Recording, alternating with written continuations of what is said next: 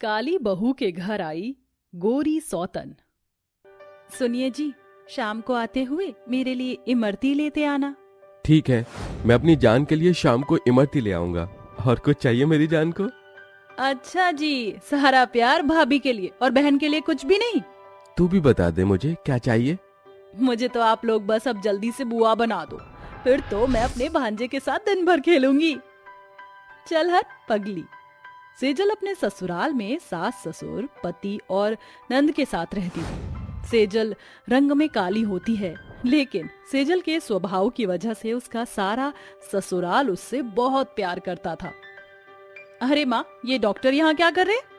तेरी भाभी की तबीयत कुछ ठीक नहीं है, सुबह से उल्टियाँ कर रही है और चक्कर भी आ रही है, इसलिए डॉक्टर साहब को बुलाया है। देखिए, इनकी तबीयत तो खराब नहीं है, लेकिन अब आप सबको इनका खास ध्यान रखना पड़ेगा। मुबारक हो, आप बहुत जल्द दादी और आप बुआ बनने वाली हैं। सच में मैं बुआ बनने वाली हूँ? सेजल की गर्भवती होने की खबर सुन सारा परिवार खुशियों से झूम उठता है। अपनी बहू की गर्भवती होने पर शांति और अंजलि गांव भर में मिठाइयाँ बांटने जाती हैं। अरे शांति, ये मिठाई किस खुशी में? क्योंकि मैं कुछ दिनों में दादी बनने वाली हूँ। ये तो सच में बहुत अच्छी खबर है, फिर तो मैं एक और लड्डू लूंगी। लेकिन शांति, तेरी तो किस्मत ही मारी गई। क्यों काकी? और एक तो तेरी माँ काली बहू उठा ले आई, ऊपर से अब तुम्हारे आने वाले वंश का चिराग भी काला ही पैदा होगा। मेरी बहू को देखो, इतनी गोरी चिट्टी है, ऊपर से मेरा पोता भी बिल्कुल गोरा चिट्टा पैदा हुआ। मैं तो बहुत भाग्यशाली हूँ, मुझे इतनी सुंदर बहू मिली है। पड़ोसन विमला की बातें सुन शांति और अंजलि कुछ नहीं कहते और वहां से चुपचाप घर आ जाते हैं। कहीं ना कहीं विमला की बात अब शांति और अंजलि के मन में अपनी काली बहू के लिए खटास पैदा होने लगती है। वहीं दूसरी तरफ वैभव। अरे सर, आप यहाँ? इनसे मिलो, इनका नाम माया है। इन्होंने आज ही ऑफिस ज्वाइन किया है। माया, इनका नाम वैभव है। आज से तुम इनके अंडर काम करोगी। वैभव, तुम इन्हें सारा काम अच्छे से समझा देना। माया और वैभव अब एक ही साथ काम करने लगे थे। माया दिखने में काफी ज्यादा गोरी और खूबसूरत होती है, जिसके चलते वैभव धीरे धीरे माया की तरफ अट्रैक्ट होने लगता है। वहीं माया भी और वैभव से अट्रैक्ट होने लगती है, जिसके चलते वैभव सेजल पर जरा भी ध्यान नहीं देता। सुनिए जी, कई दिनों से मेरा कुछ खट्टा खाने का मन कर रहा था। शाम को आते हुए आप बाजार से कैरी ले आइएगा। मैं तुम्हारा कोई नौकर हूँ जिससे तुम हमेशा ऑर्डर देती रहोगी? खुद के हाथ पर है ना, तो खुद जाकर ले आओ, समझी? मेरा टाइम वेस्ट मत करो। इतना कहकर वैभव वहां से गुस्से में चला जाता है। वैभव का ऐसा बर्ताव देख सेजल की आंखों में आंसू आ जाते हैं, लेकिन वो कुछ नहीं कहती। ऐसे ही एक दिन, भाभी, मैंने आपको कहा था ना कि मेरी ड्रेस धो देना, और आप हो कि यहाँ बैठकर आराम कर रही हो। अंजलि, तुम तो जानती हो ना कि ऐसी हालत में मुझसे ज्यादा देर बैठा नहीं जाता। तो ही एक गर्भवती नहीं है जो इतने नखरे दिखा रही है। जा जाकर सारे कपड़े धो। मेरी मत मारी गई थी जो तुझ जैसी कल्लो माई को एक अपने घर की बहू बना ले आई। शांति की बातें सुन सेजल को यकीन ही नहीं हो रहा था कि उसकी सास, जो आज तक उसे माँ की तरह प्यार करती आई थी, वो उसके काले रंग को लेकर ताने दे रही है। लेकिन सेजल एक अच्छी बहू होने की वजह से इन सभी चीजों को बर्दाश्त करती है और गर्भवती की अवस्था में भी घर के सारे कामकाज करती है। वैभव डार्लिंग, हम कब तक ऐसे ही बाहर मिलते रहेंगे? चलो ना, हम अब जल्दी से शादी कर लेते हैं। मैं भी यही सोच रहा हूँ माया। मैं कब तक अपनी उस काली पत्नी के साथ रहूंगा? मुझे तो तुम्हारे साथ अपनी जिंदगी जीनी है। मैं आज ही जाकर इस बारे में अपने माता पिता से बात करता हूँ। जिसके बाद वैभव मोहन से कहता है, वैभव, ये तू क्या कह रहा है? दूसरी शादी? अगर किसी को पता चल गया कि एक पत्नी के होते हुए तूने दूसरी शादी की है, तुझे जेल हो जाएगी। अगर मैंने माया से शादी नहीं की तो मैं उसके बिना मर जाऊंगा। अब आपके हाथों में है। क्या आपको अपने बेटे की खुशी देखनी है या उसकी अर्थी? वैभव की बात सुन शांति और मोहन डर जाते हैं और वो दोनों वैभव और माया की शादी के लिए मान जाते हैं। जिसके बाद अब शांति और अंजलि माया के आने की तैयारियां करते हैं। अंजलि, जल्दी जल्दी हाथ चलाओ और पूरी जगह को गुलाब के फूलों से सजा दे। और हाँ, इस जगह की सजावट करना मत भूलना। माँ आप टेंशन मत लो, मैं ये जगह इतनी अच्छी तरह से सजाऊंगी ना कि सब के सब देखते रह जाएंगे। अरे माँ जी और अंजलि, आप दोनों ये सहेज क्यों सजा रहे हैं? क्या कोई आने वाला है? इतनी सजावट देखकर तो लग रहा है कि कोई खास आने वाला है। भाभी आपने बिल्कुल ठीक कहा, जो आ रहा है वो बहुत खास मेहमान है, स्पेशली आपके लिए। लेकिन वो है कौन? तू क्यों इतनी फिक्र कर रही है? जा जाकर अपना काम कर, जब आएगा तो खुद मिल लियो। जहाँ एक तरफ अंजलि और शांति माया के आने की खुशी में माया और वैभव के लिए सहेज सजा रही होती हैं, वहीं दूसरी तरफ माया और वैभव मंदिर में शादी कर रहे होते हैं। शादी के बाद मोहन अपनी बहू और बेटे को जैसे ही घर लेकर आता है, वैसे ही सेजल माया और वैभव को एक दूसरे के साथ शादी के जोड़े में देखकर बिन कहे ही सब कुछ समझ जाती है। ये आपने क्या किया? मुझ में क्या कमी रह गई थी जो आपको दूसरी शादी करनी पड़ी? अरे मेरा नहीं तो कम से कम अपने होने वाले इस बच्चे का ही सोच लेते। कब तक मैं तुम जैसी काली लड़की के साथ अपनी जिंदगी बिताता रहूंगा? तेरा होने वाला बच्चा भी तो तेरी तरह काला ही पैदा होगा, इसलिए मैंने माया से शादी कर ली। अगर तुझे इन चीजों से एतराज है तो इस घर को छोड़कर जा सकती है, समझी? चल हट हमारे रास्ते से। सेजल चाहकर भी अपने बच्चे की वजह से उस घर को नहीं छोड़ सकती थी, क्योंकि सेजल के पास कोई और ठिकाना नहीं था। सेजल ना चाहते हुए भी एक ही घर में अपनी सौतन के साथ रहती है। सेजल की शादी एक मिडिल क्लास फैमिली में हुई थी, जिसके चलते वो सभी एक कमरे में रहते थे। माया, वैभव बेटा, मैंने तुम दोनों का बिस्तर यहाँ लगा दिया है और मैं और तुम्हारे पिताजी बाहर आंगन में सो जाएंगे और अंजलि भी हमारे साथ ही सो जाएगी। और वो काली कलूटन, वो यहाँ इस चूल्हे के पास सो जाएगी। मैं बीच में पर्दा भी लगा दूंगी तो वो तुम दोनों को परेशान नहीं करेगी। शांति ऐसा ही करती है और घर के बीच में एक पर्दा लगाकर चली जाती है। पर्दे की एक तरफ से सेजल तो दूसरी तरफ उसका पति और उसकी गोरी सौतन होती है। सेजल को रात भर नींद नहीं आती और वहीं दूसरी तरफ माया और वैभव अंजलि और शांति के उसी सजाए हुए शादी की सेज पर बैठकर बातें कर रहे थे। वैभव डार्लिंग, तुमने कहा था कि तुम इस काली कलूटन को घर से निकाल दोगे, लेकिन ये तो अभी तक यहीं पर है। बेबी तुम्हें टेंशन लेने की जरूरत नहीं है, मैं बहुत जल्द इसे घर से निकाल दूंगा, फिर हम लोग आराम से यहाँ रहेंगे। पर्दे की दूसरी तरफ सेजल इन सभी बातों को सुन रही होती है। ये सभी बातें सेजल के दिल में किसी खंजर की तरह चुभती हैं, लेकिन वो इन सभी चीजों को बर्दाश्त करती है। ऐसे ही समय गुजरता है और सेजल की डिलीवरी का टाइम आ जाता है। सेजल एक प्यारे से बेटे को जन्म देती है। सेजल के माँ बन जाने के बाद भी सेजल ससुराल वालों और उसके पति का रवैया उसकी तरफ बिल्कुल नहीं बदलता। ऐसे ही एक दिन, हेलो विक्की बेबी, हाँ मैंने सारा सामान तैयार कर लिया है, आज रात को ही मैं तुम्हारे पास आ जाऊंगी, फिर हम दोनों यहाँ से कहीं दूर चले जाएंगे। मुझे नहीं रहना इसके साथ, मैं तो परेशान हो चुकी हूँ यहाँ पर अपनी सौतन के साथ रहते हुए। माया वैभव और विक्की को डबल डेट कर रही होती है, जिसके चलते वो आज रात विक्की के साथ भाग जाने वाली होती है। वहीं दूसरी तरफ, मुन्ना, अब मैं और तू यहाँ और नहीं रहेंगे, मैं खूब मेहनत करूंगी और तुझे पालूंगी, बस ये रात गुजर जाए, कल सुबह होते ही हम दोनों माँ बेटे यहाँ से कहीं दूर चले जाएंगे। सेजल भी अब इन सभी चीजों से परेशान होकर अपने बेटे के साथ भागने का प्लान बनाती है। वहीं माया भी रात होते ही अपने बॉयफ्रेंड के साथ भाग जाती है। सुबह जैसे ही ये खबर पूरे परिवार को पता चलती है, मुझे तो उस लड़की के लक्षण पहले से ही ठीक नहीं लगते थे, भाग गई ना हम सबके मुंह पर कालिक पोत कर। मुझसे इंसान पहचानने में गलती हो गई। वैभव इतना बोल ही रहा होता है कि तभी, अरे सेजल, तुम ये सामान और मुन्ने को लेकर कहाँ जा रही हो? मैं इस घर को छोड़ कर जा रही हूँ, बहुत हो गया मुझ पर आप सब लोगों का ये अत्याचार, लेकिन अब और नहीं, जो मेरे साथ हुआ वो मैं अपने बच्चे के साथ नहीं होने दूंगी। तुम मुझे ऐसे छोड़कर नहीं जा सकती, अगर तुम मुझे छोड़कर चली जाओगी तो मैं कैसे जीऊंगा? जो हुआ उसे भूल जा बहू, हम सबको अपनी गलती का एहसास हो चुका है। माया पर विश्वास करके हमने बहुत बड़ी गलती की। हमें तो पहले समझ जाना चाहिए था कि इंसान की पहचान उसके रंग से नहीं उसके दिल से होती है। हमें माफ कर दे। हाँ भाभी, हमें माफ कर दो। अपने ससुराल वालों की आंखों में पछतावे के आंसू देख सेजल का दिल पिघल जाता है और वो उन सभी को माफ कर देती है, जिसके बाद अब सेजल अपने बच्चे और अपने ससुराल वालों के साथ पहले की तरह खुशी खुशी रहने लगती है।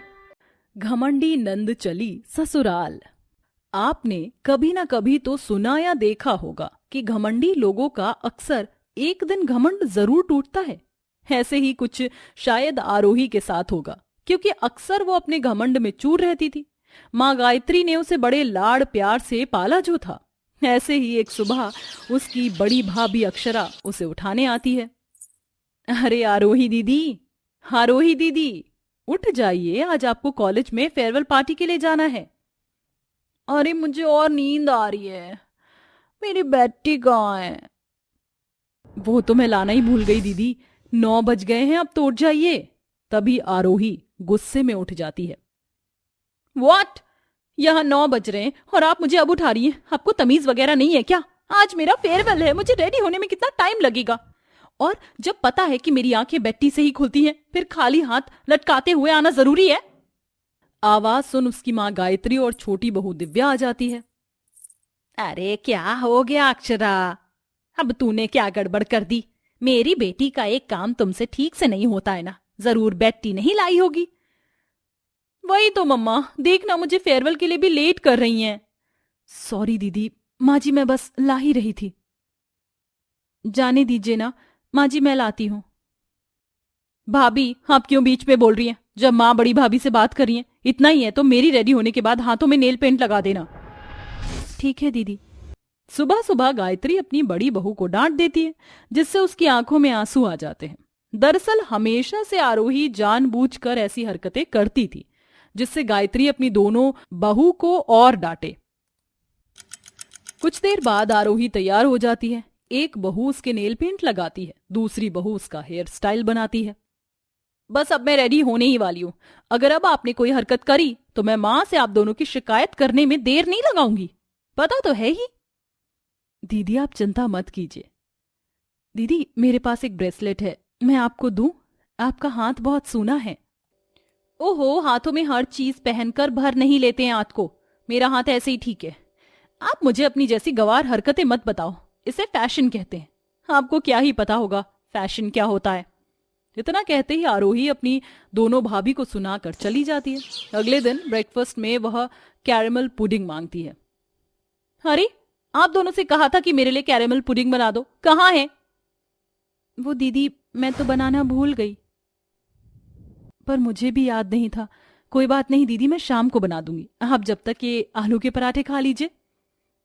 अक्षरा के आलू के पराठे सरकाने पर आरोही गुस्से में जमीन पर प्लेट फेंक देती है। What the hell is this आलू का पराठा? मेरा तो वही खाने का मन था ना। आप दोनों कामचोर भाभियों से एक चीज नहीं होती। अगर 2-2 4-4 नंद होती तो क्या होता आप लोगों का? मेरी तो इतनी डिमांड भी नहीं है, कुछ नहीं कर सकती आप। मां देख रही है ना आप अपनी दोनों बहुओं को? अरे इन्होंने तो मेरी नाक में दम कर दिया है, ये मेरा भी काम नहीं करती, भूल जाती हैं। पता नहीं कौन सा पहाड़ तोड़ती हैं। सर पर किसी ने चोट मार दी क्या, जो गजनी बन गई हो तुम दोनों? सॉरी माँ जी, दोबारा ऐसी गलती नहीं होगी। दोनों बहू घर की सफाई कर रही थी। आरोही जानबूझकर मूंगफली खाते हुए कुछ छिलके जमीन पर फिर से डाल देती है, जिससे अक्षरा को दोबारा झाड़ू लगानी पड़ती है। अरे इन्होंने तो बड़े आराम से साफ कर दिया, अभी बताती हूँ। आरोही रसोई में से खाना ले रही थी कि जानबूझकर प्लेट जमीन पर छोड़ देती है, जिससे सब्जी चावल पर बिखर जाती है और दिव्या आती है। बाप रे बाप दीदी, मैंने अभी झाड़ू पोछा किया था, ये गंदा कैसे हो गया?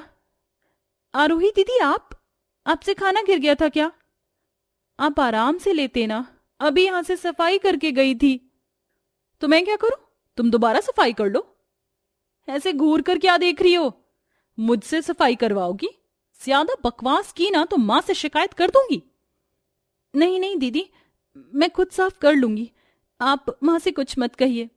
दिव्या खुद सफाई करती है।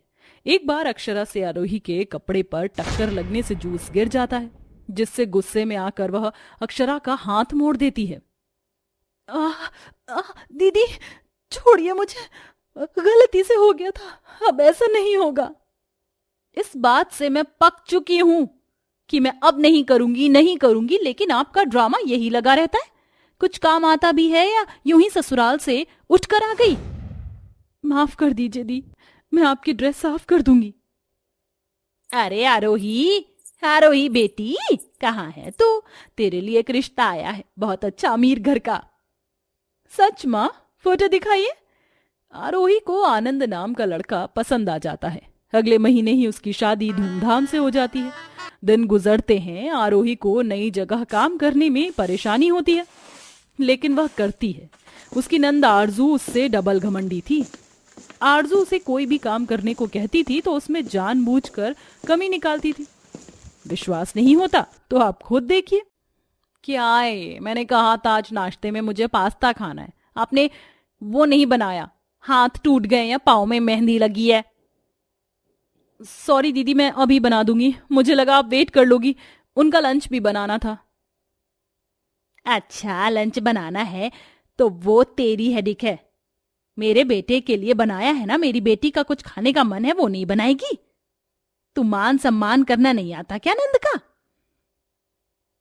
सॉरी माँ जी, दोबारा ऐसा नहीं होगा। कुछ देर बाद वो सास की चाय लेकर कमरे में जा रही थी कि आरजू से टकरा जाती है और आरजू आरोही पर चिल्ला पड़ती है। यू इडियट, अकल वकल नहीं है क्या? मेरी इतनी महंगी ड्रेस खराब कर दी। कभी देखी भी है ऐसी ड्रेस? एक काम ठीक से नहीं होता, मायके से कुछ सीख कर नहीं आई हो क्या? नहीं दीदी, वो मैं ड्रेस साफ कर देती हूँ। तुम्हारी हैसियत नहीं है इस ड्रेस को टच करने की। मैं अभी बाहर से ड्राई क्लीन करवा लूंगी, कवाड़ कहीं की। अब दफा हो जाओ यहां से। आरजू की बात सुन आरोही की आंखों में आंसू आ जाते हैं और उसे अपनी भाभी के साथ की गई सारी हरकतें याद आने लगती हैं। मेरी तो इतनी गलती भी नहीं है जितना मुझे छोटी छोटी बात के लिए यहां सुनाया जा रहा है। अब मुझे समझ आया मैं अपनी दोनों भाभी के साथ कैसा बर्ताव करती थी। मुझे अपनी दोनों भाभी से माफी मांगनी होगी। मैंने उनका दिल बहुत दुखाया है। अगले दिन आरोही घर के काम करती है। कभी सास तो कभी नंद चिल्ला दिया करती थी। उसे अपने मायके की बहुत याद आ रही थी। माँ जी, मैं अपने घर जाना चाहती थी थोड़े दिन के लिए। तू घर चली गई तो यहाँ काम कौन देखेगा? मेरे पड़ोसी? कहीं नहीं जाना। सास की ना सुनकर आरोही को बहुत बुरा लगता है। 2 दिन बाद दोनों भाभी हाथों में ढेर सारे तोहफे लिए आती हैं। आंटी जी, दीदी नमस्ते, कैसे हैं आप सब? बस बढ़िया हैं। आपका कैसे आना हुआ? वो हम दीदी को लेने आए थे। होली आने वाली है ना, तो पहला त्योहार लड़की अपने पीहर में बनाती है, इसीलिए। अच्छा, हाँ हाँ ठीक है, आप ले जाइए। ए बहू, तेरी दोनों भाभी आई हैं, जरा देख तो। सास की आवाज सुन और अपनी दोनों भाभी को देखकर आरोही को अपनी गलती का पछतावा होता है और वह गले लगकर रोने लगती है। भाभी, भाभी आप आ गई। दीदी, आप इस तरह से देखकर क्यों रो गई? आराम से बैठकर बात करते हैं। फिर दोनों भाभी उसके कमरे में चली जाती हैं। भाभी, आप दोनों मुझे माफ कर दीजिए। मैंने आप दोनों के साथ कितना गलत किया। मैं इतनी घमंडी हो गई थी कि हमेशा मेरे मुंह से आपके लिए बुरा निकलता था। बहुत काम थोपती थी, माँ से डांट भी खिलवाती थी। आप पर क्या गुजरी ये सब मुझे अब समझ आ रहा है। जब मेरे साथ ऐसा हुआ मैं बहुत शर्मिंदा हूँ। अक्षरा भाभी, दिव्या भाभी, मुझे माफ कर दीजिए। आपके पास आना चाह रही थी, अच्छा हुआ आप आ गए। ना ना ना, ऐसे रोते नहीं। आपको अपनी गलती का एहसास हो गया है, ये बहुत है। हाँ, और पूरा यकीन है कि आप अच्छे से ससुराल वालों को खुश रखेंगे, और रखती भी हैं। हाँ भाभी। भाभी, माँ ने आपको बैकपैक करने के लिए कहा है। आप जा रही हो ना अपने घर? मैंने जो किया उसके लिए आई एम सॉरी। आरजू आरोही के गले लगकर माफी मांगती है। इस तरह सब ठीक हो जाता है और आरोही खुशी खुशी अपने मायके जाकर भाभियों के साथ प्यार के लम्हे बिताती है। कहते हैं ना, जो जैसा करता है उसे वैसा ही मिलता है।